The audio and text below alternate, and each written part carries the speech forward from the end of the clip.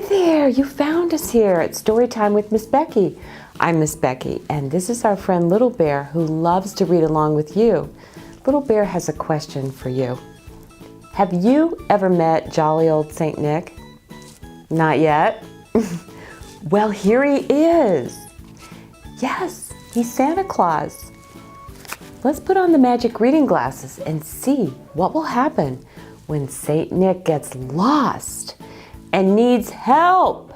Who can help him? Can we help you, St. Nicholas? By Rosemary Lanning.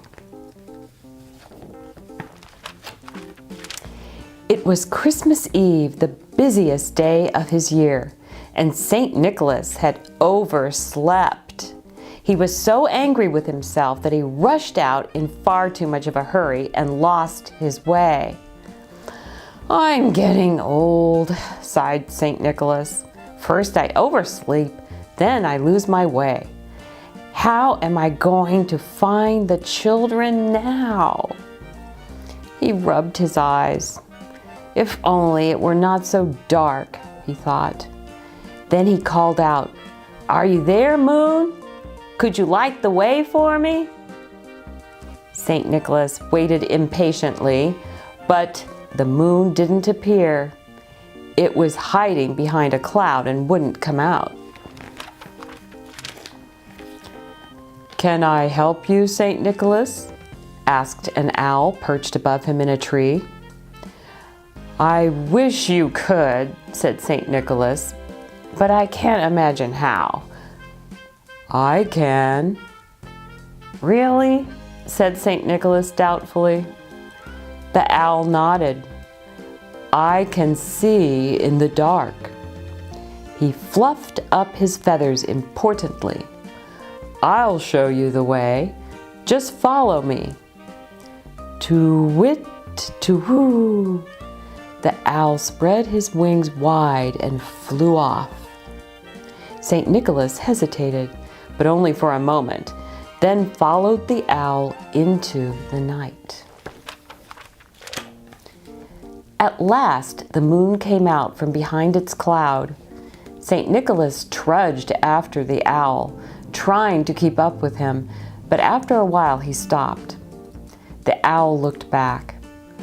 "Are you tired?" he asked anxiously. "No, not tired," said St. Nicholas. "I'm hungry. I forgot to eat my toast and honey." "Shall I fetch you a mouse to eat?" "Ugh!" St. Nicholas shuddered. "I don't eat mice." "I do," hooted the owl, glaring at a little mouse who was hopping inquisitively towards them. "No, leave her alone!" cried St. Nicholas, shooing the owl away. The little mouse had only seen St. Nicholas, not the owl. She sat down on a tree trunk, looked at him, and said, "Can I help you, St. Nicholas?" St. Nicholas smiled. "You? I don't think so. I'm hungry." In an instant, the mouse had disappeared under a hazel bush. She came back with 3 hazelnuts, which she rolled up to St. Nicholas's feet. "There you are," piped the little creature. "Thank you," said St. Nicholas. He picked up the 3 nuts, but now he had another problem. How was he to crack them? "Can I help you, St. Nicholas?" asked a squirrel leaping through the pine trees. "Yes," said St. Nicholas, "you can crack these nuts for me." The squirrel cracked the nuts in no time. St. Nicholas thanked her and ate them hungrily, enjoying every mouthful. "Have you had enough to eat?" asked the mouse. "Indeed I have," said St. Nicholas with a smile. "Then it's time we went on," said the owl.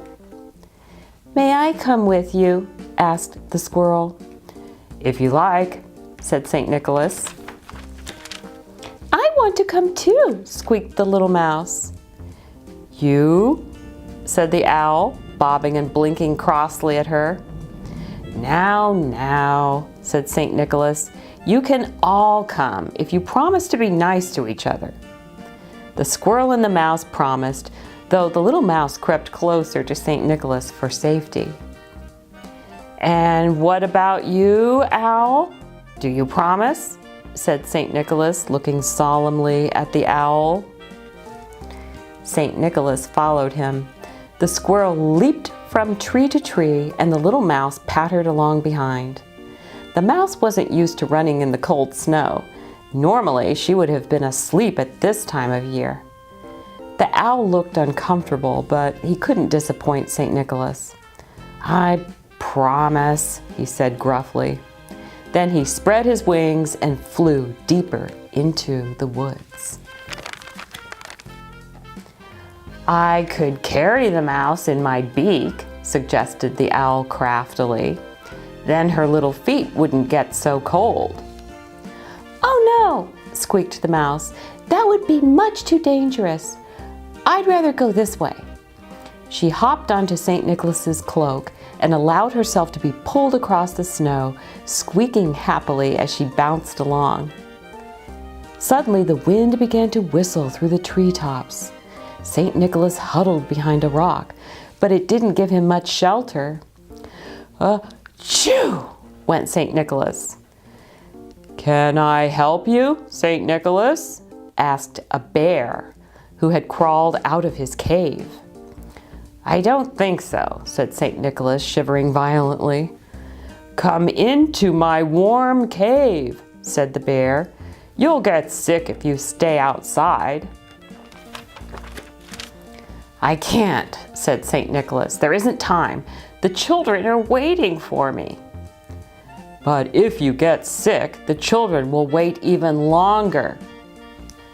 "You're right, and that would be terrible." St. Nicholas climbed into the cave, and the squirrel and the mouse and the owl followed. The bear's cave was warm and cozy, and they all snuggled close to the bear. No one was cold anymore. At last, the wind stopped howling and everything was quiet. "Now we can go on," said St. Nicholas with relief. They all went with him, even the bear. St. Nicholas strode ahead. Soon they came to the edge of the forest and saw lights twinkling in the valley below. St. Nicholas was about to say, "At last," when he tumbled into the snow.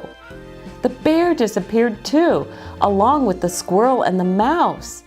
The owl fell out of his tree in surprise. There was a hole under the snow, and they had all fallen in. Only the tip of St. Nicholas's hat, one of the bear's ears, and the owl's wing could be seen.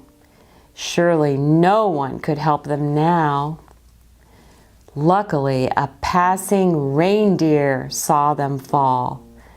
With his powerful antlers, he dug St. Nicholas, the bear, the squirrel, and the owl out of the snow.